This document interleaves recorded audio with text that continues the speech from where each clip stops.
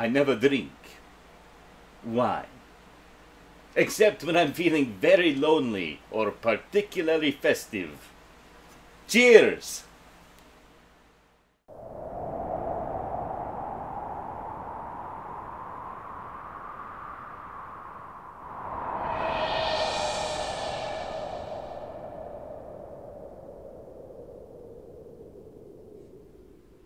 Greetings everyone, and welcome to another Halloween horror movie review. Today we begin our epic journey into the Universal Monsters saga, beginning with 1931's Dracula, starring Bela Lugosi. So let's not waste any time, let's get right into it, today on the Multimedia Chronicles.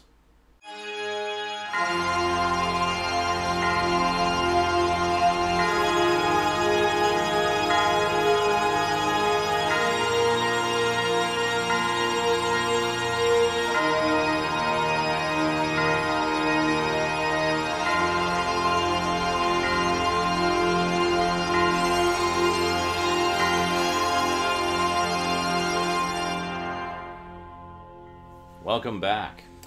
Now this is a bit of revisiting for me because a number of years ago I did some very short reviews of the various films in the Dracula Legacy Collection, the old 2004 DVD set that I have.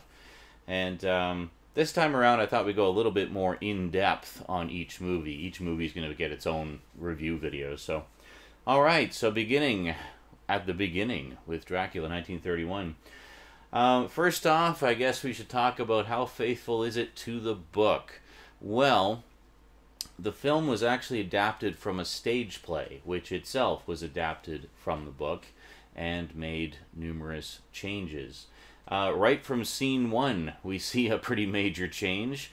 It's not Jonathan Harker going to visit Dracula and sell the house, Carfax Abbey, to him. No, it's actually Renfield.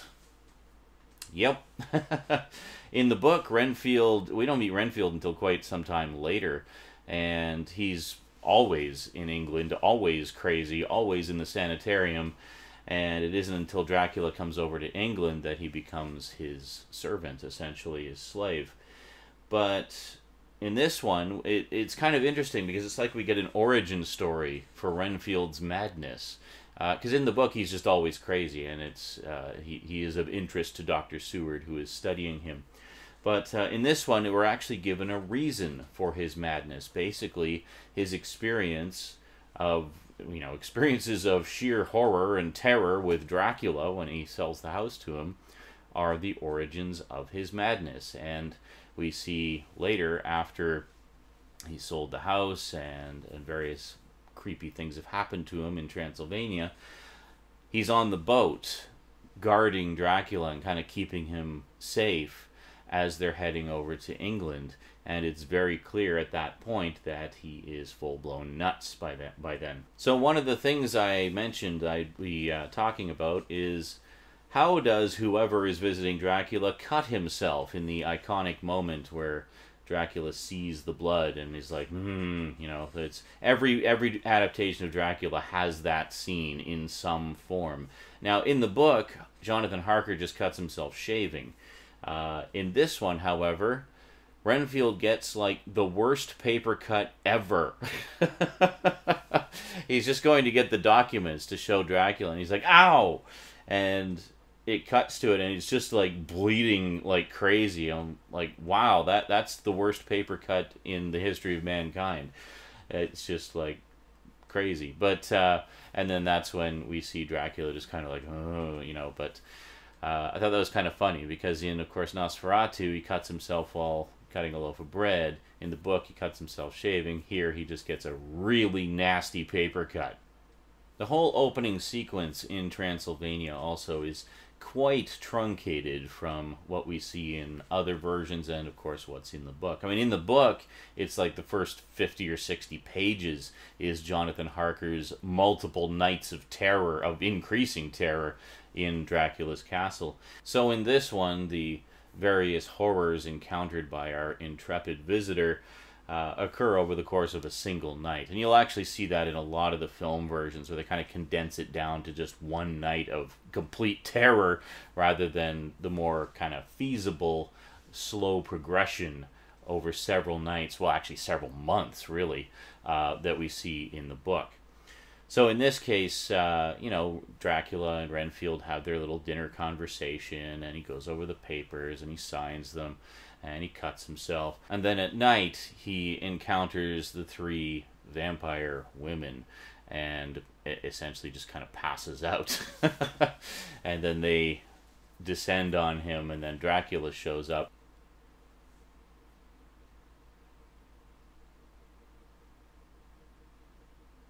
And that's pretty much where the whole Transylvania scene ends. And then we cut to the boat. And the boat, there's not much on the boat, actually. It's almost an afterthought. It's just like, okay, he's traveling to England now. You see Renfield just kind of talking to him through the coffin and saying, Master, we're almost there, blah, blah. And clearly crazy. And then we had that wonderful scene after the boat pulls in, where there's no survivors on the boat, and we see the captain strapped to the wheel, but we only see it in silhouette, because, we don't want it to be too horrific. This is 1931. And then, of course, they hear the laughing, that that's as only Dwight Fry can do it. I'm not even going to attempt it, but that's as much of an impression as you're going to get.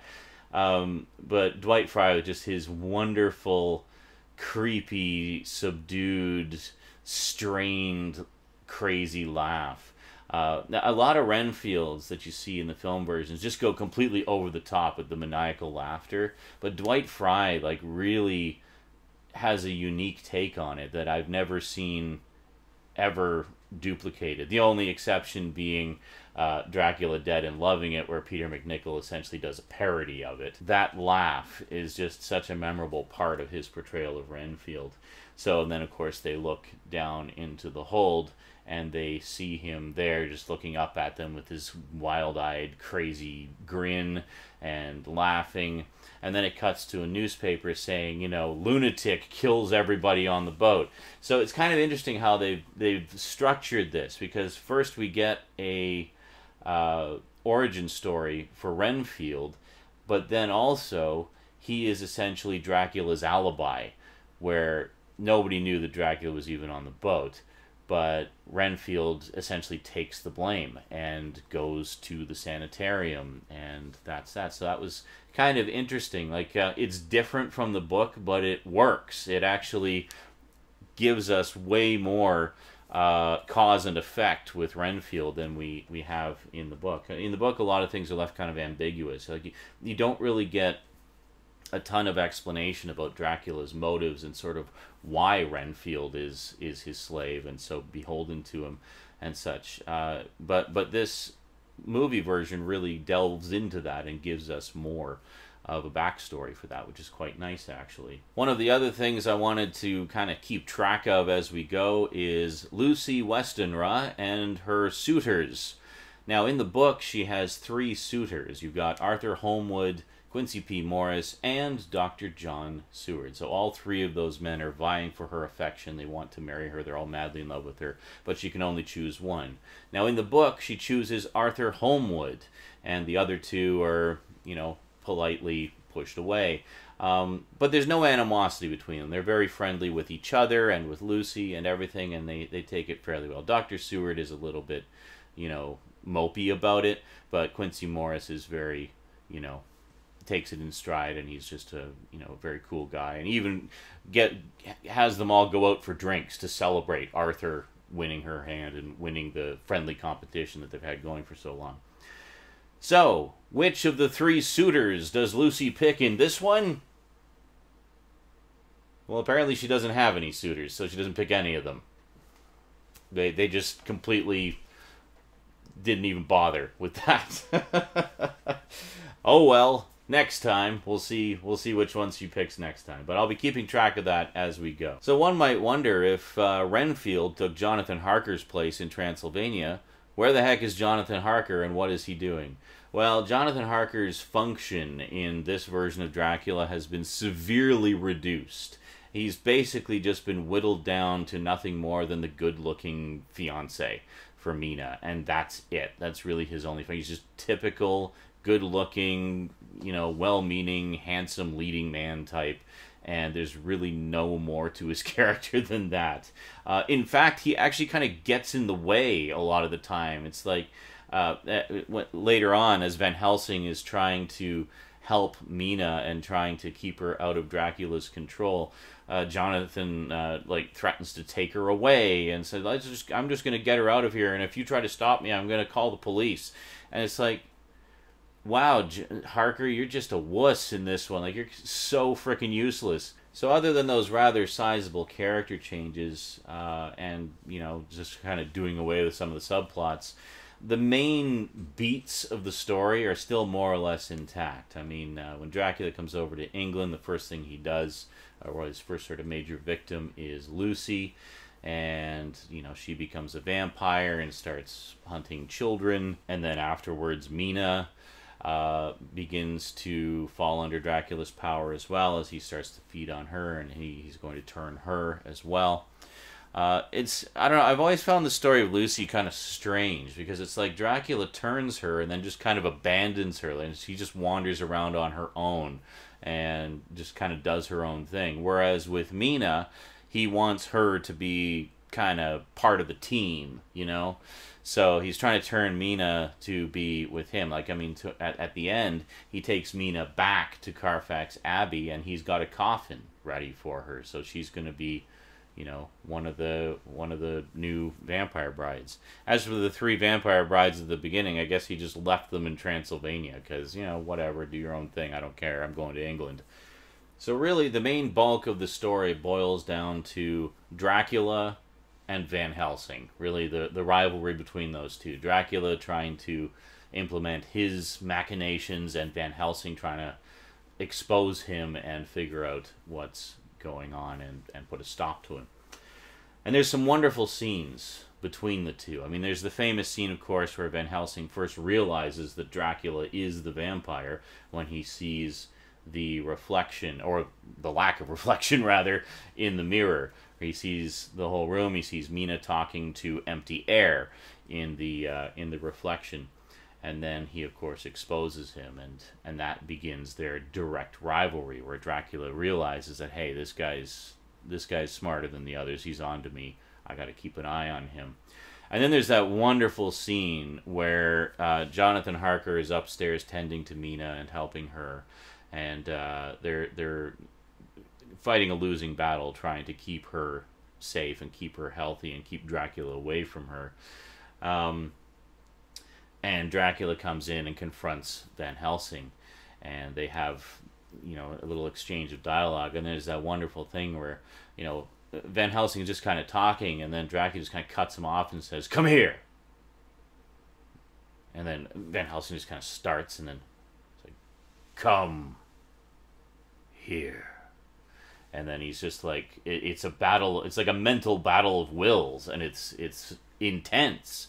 It's very simple. There's very little dialogue, but it's intense. Like, you really feel the tension between these two as they're not only matching wits, but matching will. And, Van Helsing starts to move towards him, but then regains his composure and pulls back. And Dracula's actually quite impressed. He's like, "You have a very strong will, but, it won't help you."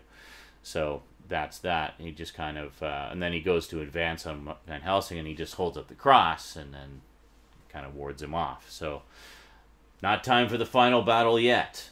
But it's a wonderful little moment, and I absolutely love Edward Van Sloan as Van Helsing. I think he's one of the all-time great Van Helsings. Now, obviously, a lot of people felt the same way because he played very similar characters in further movies, such as in Frankenstein, and a very similar character, actually, in The Mummy. In fact, it's almost identical. It's basically Dracula, but it's The Mummy. We'll talk about that when we get to it. So some interesting technical notes of this movie. It doesn't have a score, like a musical score. And apparently the reason for that is, well, it has opening music for the titles, which is apparently a selection from Act 2 of Swan Lake, in case you were wondering. But the rest of the movie doesn't have any incidental music other than when Dracula meets Harker and Seward and Mina and Lucy at the theater, and they're watching a a musical performance. Now, apparently, the reason for that is because the studio felt this was fairly close to the dawn of sound in film. I mean, we're only a couple years out of the silent era here. You got to realize just how early this was in the era of sound. But at the time, the studio was still kind of finding their footing as far as what to do with sound in terms of, there's not a lot of sound effects or sound design in early films either. It's mostly just on-set sounds and dialogue, and that's pretty much it. It wasn't until later in the 30s where they started to have more sort of incidental music, maybe about the mid-30s. It didn't take them long to kind of catch on to that idea. But the reason they didn't at the time was because sound was still fairly new, and they felt that it would be confusing for the audience if they were hearing music without there being some kind of context in the movie for there being music present. So that's why there's only music for the opening titles, because it's the opening titles. And when they're at the theater listening to the musical performance, because they're at a musical performance. Other than that, there's no music. Well, I guess there's music at the tail end, but that's it. There's no other music throughout the entire movie. Frankenstein is like that as well. It has opening music for the titles, and then that's it. That's all the music in the whole movie. And it's interesting because it gives it this sort of eerie quality where it just relies entirely on the strengths of the performances of the actors. And you've got some fantastic actors, especially Bela Lugosi and Edward Van Sloan. I mean, those two just play off each other so beautifully. And even the in particular the female actresses as well. The one playing Mina and Lucy are both very compelling actresses. And you really... there's a wonderful scene where Mina and Harker are outside on the terrace in the back, kind of musing about the stars and such, and that's where we first begin to see that Mina is starting to turn. She's beginning to take on vampiric tendencies. She's like looking at Jonathan's throat and at one point moves in on him, but then Van Helsing and Seward, I think, come in and kind of stop her before it's too late, before he gets bitten. But she's already like taking on those qualities, and she's kind of mesmerizing him. And that whole thing, like just her mannerisms and her performance is very compelling. Like it's very, almost mesmerizes you, the viewer, as you're watching. It's really quite something to see. Now, the production had a few minor issues as it was going. For one thing, we were just about to head into the Great Depression, so movie studios were kind of scaling back things a little bit in terms of production budget and such. Apparently, originally they wanted to do Dracula as a big, lavish, elaborate, big-budget production.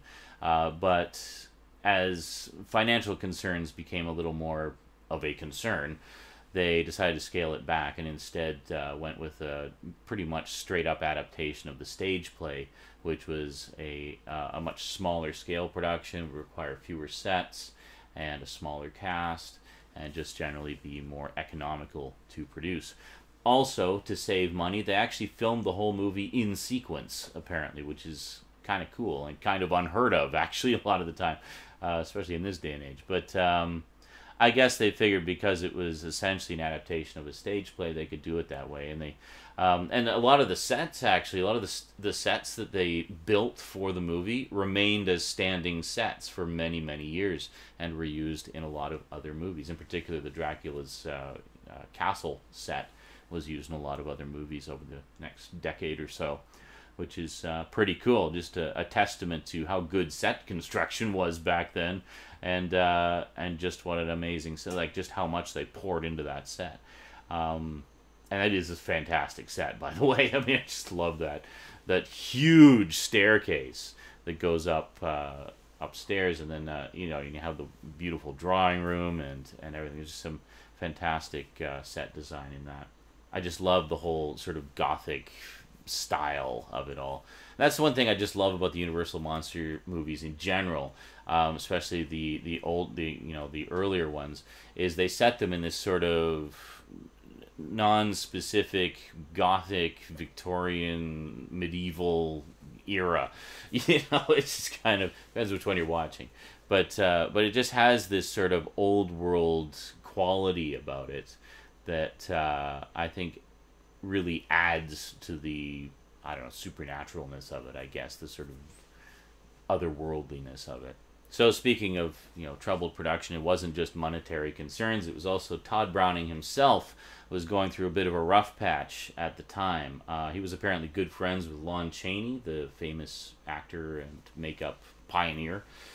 And Lon Chaney had recently passed away, and Todd Browning was also dealing with alcoholism at the time. So the alcoholism combined with depression at the loss of his friend had him not in the best of spirits as he was working, and there were, you know, reports of him apparently tearing pages out of the script if he felt they were redundant and things like that. But yeah, and then also apparently when Carl Laemmle, the producer, screened the first cut of Dracula, he felt it was too scary. He said, and I quote, "It gave me the heebie-jeebies." Such a great term. So he ordered it to be cut down. So that further added to Todd Browning's annoyance, and so he cut things down, and has been known to say that he felt that a lot of the best stuff that he did for the film was left on the cutting room floor. And sadly, this was back long before the days of director's cuts appearing on DVD, so apparently none of that footage was kept and is considered lost.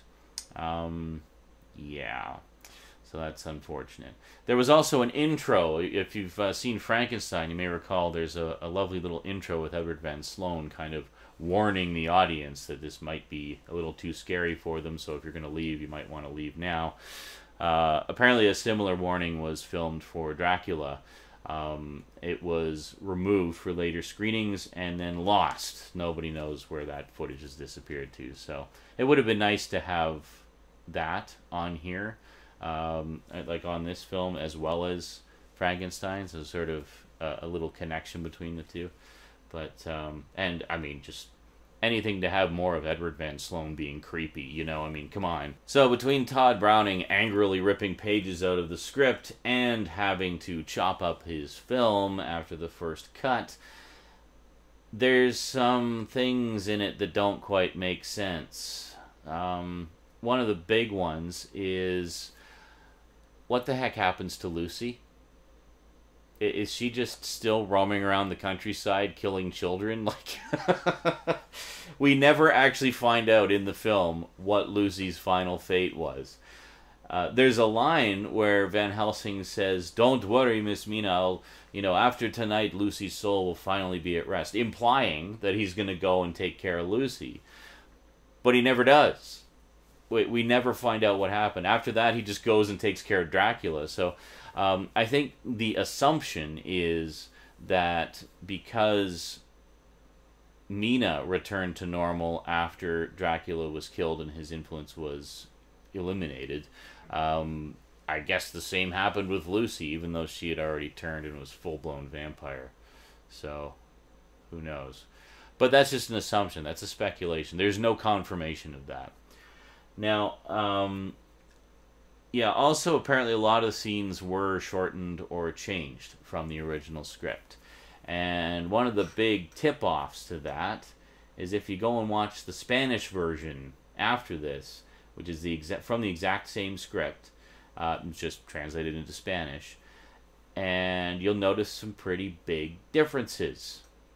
But we'll talk about that next time. For now, Dracula, 1931. Love it. Great stuff. Is it faithful to the book? Yes and no. It hits some of the major points, but definitely changes a lot of things. Poor Lucy died single. Renfield, well, now has a story, which is kind of nice.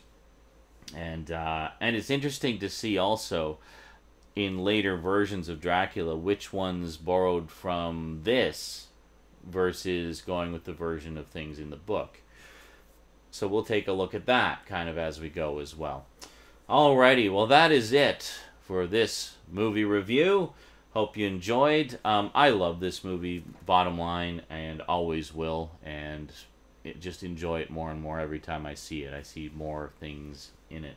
Oh, one little really cool trick, speaking of when Renfield was in the castle. I should have mentioned this like 20 minutes ago. But when Dracula goes up the stairs, there's this huge spider web in front of, kind of blocking the way. And Renfield is distracted by, I think it's the sound of a wolf or something. There's a lot of wolf baying in that scene. The Children of the Night, what beautiful music they make. And I was so happy, by the way, to see that line is actually in the book. I always thought that was just an invention of the movie. But no, it's actually in the book. I had this big goofy grin on my face when I got to that part in the book. It's like, oh my God, listen to them, the Children of the Night. What music they make. Verbatim in the book. And all I could think of was Bela Lugosi saying that line. But anyway, so Renfield gets distracted and he turns back, and Dracula is now on the other side of the cobweb. So it's like he's passed through it somehow, and then Renfield has to chop his way through to get through. And Dracula just kind of gives him this sly little grin, like he knows, but he just finds it funny that like, haha, you missed it, and now you're all confused, and this amuses me. But, yeah. As for the characterization of Dracula, just quickly, they definitely got that right as far as characterization from the book. I think he's a little darker, a little more evil in the book, for sure. But Bela Lugosi definitely hits all the right notes, especially in his confrontations with Van Helsing and just their battle of wills and his moments of flying into a blind rage, like when he smashes the mirror to the ground and then recomposes himself. All of that is very like how Dracula behaves in the book. And, and apparently it was Bela Lugosi who was in the stage play, by the way, that this was adapted from, and that was one of the reasons he got the role, was they approached him and said, yeah, we're going to make a movie version of it. Would you like to be in it? And he said, hell yeah, I would love to be in a movie version of it. And he even took, like, severely reduced pay just to do it.